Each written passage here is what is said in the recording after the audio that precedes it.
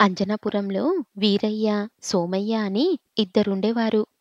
ఇద్దరూ వేరు భావాలు కలిగిన వ్యక్తులు. వీరయ్య నలుగురు బాగుండాలని కోరుకునేవాడు. సోమయ్య తన స్వార్థం చూసుకునేవాడు. ఇద్దరూ వ్యవసాయం చేసేవారు. సోమయ్య జాగ్రత్తపరుడు కావడంతో ధాన్యం బస్తలను తన ఇంటి వెనక గోదాం నిండా నిలువ చేశాడు.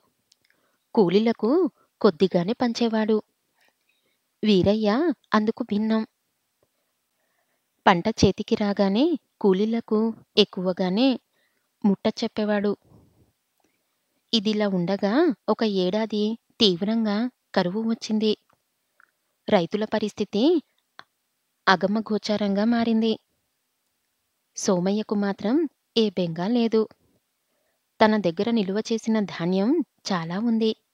కాని పొలం పనులు లేకపోవడంతో వీరయ్య, సోమయ్యల దగ్గర పనిచేసిన కూలీలు బతుకు తెరువు కోసం పట్నం బాట పట్టారు. గ్రామంలో కరువు దాడులు మొదలయ్యాయి. అందరి దృష్టి సోమయ్యపైనే పడింది.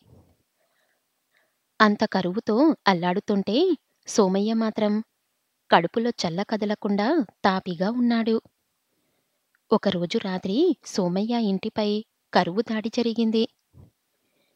ఒక ముఠ సోమయ్యపై దాడి చేసి చితక్కొట్టి అతని సంపదనంతా దోచుకొని ధాన్యాన్ని ట్రాక్టర్లో నింపుకొని పలానయం చిత్తగించారు. ఎంగిలి చేత్తో కాకిని కూడా తోలకుండా కూడబెట్టిన సంపదన తన కళ్ళ ముందే దోచుకుపోతుంటే చూసి మతి కోల్పోయాడు సోమయ్య. నలుగురి బాగు కోరుకునే వీరయ్యకు అనుకోకుండా తన ఇంటి వెనకాల లంకె బిందెలు దొరికాయి.